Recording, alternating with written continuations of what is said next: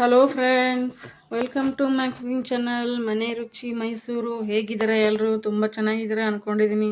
ನೋಡಿ ಬನ್ನಿ, ಇವತ್ತು ಈಸಿಯಾಗಿ ಕ್ವಿಕ್ಕಾಗಿ ಒಂದು ಟೇಸ್ಟಿಯಾದ ಸಾಂಬಾರು ತೊಗೊಂಬಂದಿದ್ದೀನಿ. ಕುಂಬಳಕಾಯಿ ಸಾಂಬಾರು, ಪಂಪ್ಕಿನ್ ಸಾಂಬಾರು, ಸಿಹಿ ಕುಂಬಳಕಾಯಿ, ಸ್ವೀಟ್ ಕುಂಬಳಕಾಯಿ ಇರುತ್ತಲ್ಲ, ಸ್ವೀಟ್ ಪಂಪ್ಕಿನ್ನು, ಅದ್ರದ್ದು ಸಾಂಬಾರು ತೊಗೊಂಬಂದಿದ್ದೀನಿ. ತುಂಬ ಈಸಿಯಾಗಿ ಮಾಡ್ಬೋದು, ಏನೂ ಟೆನ್ಷನ್ ಇಲ್ಲ, ಯಾವುದೋ ರುಬ್ಬೋದಿಲ್ಲ, ಏನೂ ಇಲ್ಲ, ಮಸಾಲೆ ಎಲ್ಲ ಏನಿಲ್ಲ. ಮನೇಲಿರೋ ಸಾಂಬಾರು ಹಾಕಿಬಿಟ್ಟು, ಸಾಂಬಾರು ಪೌಡ್ರ್ ಹಾಕಿಬಿಟ್ಟು ಈಸಿಯಾಗಿ ಕ್ವಿಕ್ಕಾಗಿ ಮಾಡ್ಕೋಬೋದು.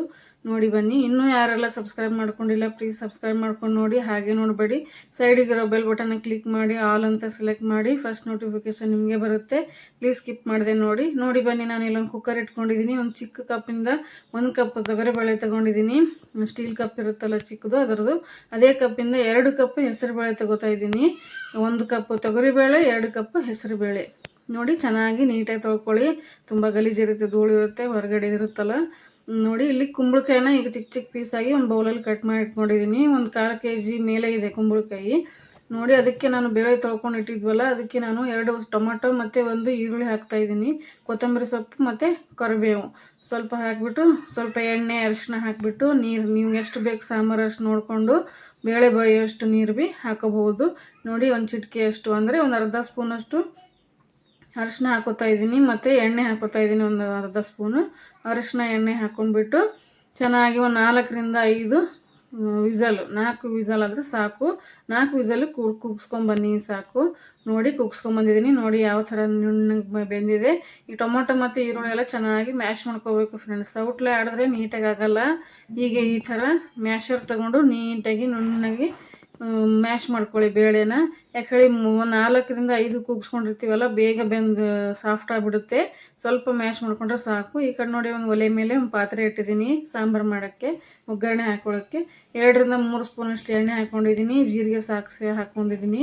ಜೀರಿಗೆ ಸಾಸಿವೆ ಚಟಪಟ ಅಂತ ಸಿಡಿಬೇಕು ಫ್ರೆಂಡ್ಸ್. ಆವಾಗ ಬೆಳ್ಳುಳ್ಳಿ ಹಾಕೋತಾ ಇದ್ದೀನಿ. ನೋಡಿ, ಒಂದು ಅರ್ಧ ಗಡ್ಡೆ ಬೆಳ್ಳುಳ್ಳಿ ಇದೆ, ಮತ್ತು 2 ಕೆಂಪು ಮೆಣಸಿನ್ಕಾಯಿ ಹಾಕೋತಾ ಇದ್ದೀನಿ. ಚೆನ್ನಾಗಿ ಕಲರ್ ಚೇಂಜ್ ಆಗಬೇಕು ಬೆಳ್ಳುಳ್ಳಿದು. ಆಮೇಲೆ ಕರಿಬೇವು ಹಾಕೋತಾ ಇದ್ದೀನಿ. ಚೆನ್ನಾಗಿ ಎಲ್ಲ ಫ್ರೈ ಮಾಡಿಕೊಂಡು ಸಖತ್ ಸ್ಮೆಲ್ ಬರುತ್ತೆ. ಸಾಂಬಾರು ತುಂಬ ಟೇಸ್ಟಿಯಾಗಿರುತ್ತೆ ಫ್ರೆಂಡ್ಸ್. ಈಗ ನೋಡಿ, ಕುಂಬಳಕಾಯಿ ಕಟ್ ಮಾಡ್ಕೊಂಡು ಇಟ್ಟಿದ್ನಲ್ಲ, ಚೆನ್ನಾಗಿ ಪೀಸಾಗಿ ದಪ್ಪನೂ ಮಾಡ್ಕೋಬೋದು, ನೀವು ಸಣ್ಣನೂ ಮಾಡ್ಕೋಬೋದು. ನಾವು ಇದೇ ಥರ ಮಾಡ್ಕೊಂಡಿದ್ದೀನಿ. ಸಣ್ಣ ಇದೆ, ಮೀಡಿಯಮ್ ಆಗಿದೆ.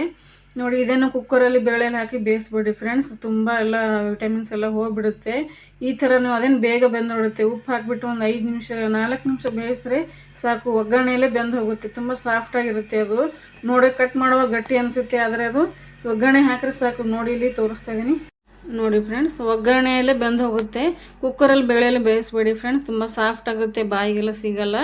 ನೋಡಿ, ಒಗ್ಗರಣೆಯಲ್ಲೇ ಬೆಂದು ಹೋಗಿದೆ ಕುಂಬಳಕಾಯಿ. ಇಲ್ಲಿ ನೋಡಿ, ನಾನು 1.5 ಸ್ಪೂನಷ್ಟು ಸಾಂಬಾರು ಪೌಡ್ರ್ ಹಾಕ್ತಾಯಿದ್ದೀನಿ. ಇದು MTR ಸಾಂಬಾರು ಪೌಡ್ರ್ ಇದೆ. ನಿಮ್ಮ ಮನೇಲಿ ಯಾವುದು ಯೂಸ್ ಮಾಡ್ತೀರಿ ಅದೇ ಹಾಕ್ಕೊಳ್ಳಿ. ನೋಡಿ, 1.5 ಸ್ಪೂನಷ್ಟು ಖಾರದ ಪುಡಿ. ನೀವು ಖಾರ ಉಪ್ಪು ನೋಡಿಕೊಂಡು ಹಾಕೋಬಹುದು, ರುಚಿಗೆ ತಕ್ಕಷ್ಟು.